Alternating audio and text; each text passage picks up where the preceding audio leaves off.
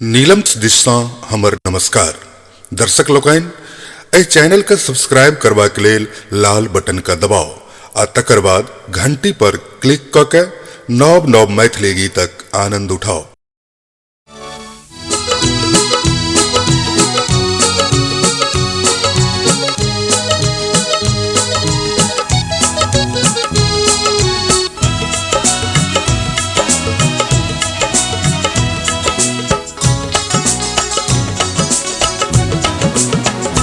गोर गोर मुखड़ा कारी कारी नैना, गोर गोर मुखड़ा कारी कारी नैना, कोना है तैन आहा सा प्यार।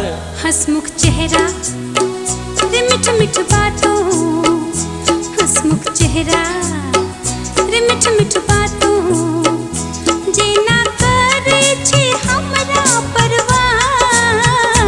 गोर गोर मुखड़ा हंसमुख चेहरा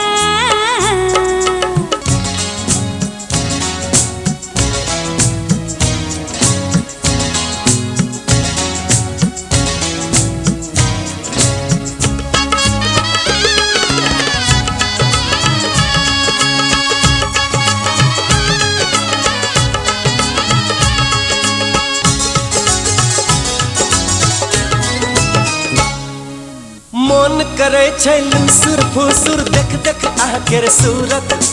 24 घंटा मन में बसेलौ अहीं केर मूरत हो। मन करे छै लुसुर फुसुर देख देख आह केर सूरत। 24 घंटा मन में बसेलौ अहीं केर मूरत। सर सर चुनरी देह से उड़ैए, सर सर चुनरी देह से उड़ैए, कोना लपकै छै पुरवा बयार। गोर गोर मुखड़ा हंसमुख चेहरा आहा ओहो आहा ओहो।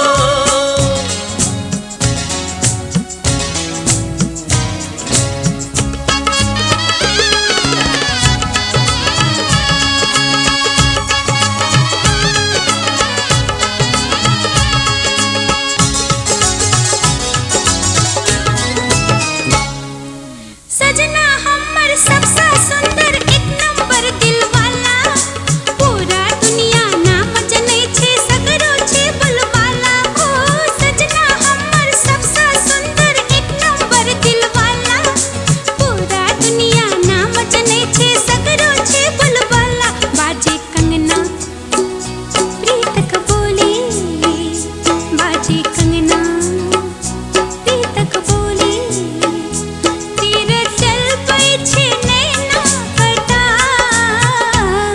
गोर मुखड़ा हंसमुख चेहरा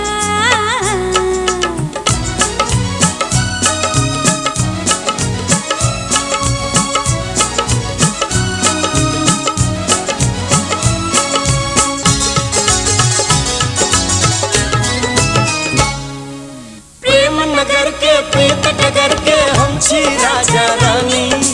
मिथिला के एही पावन धरती पर बनते अपन कहानी हो।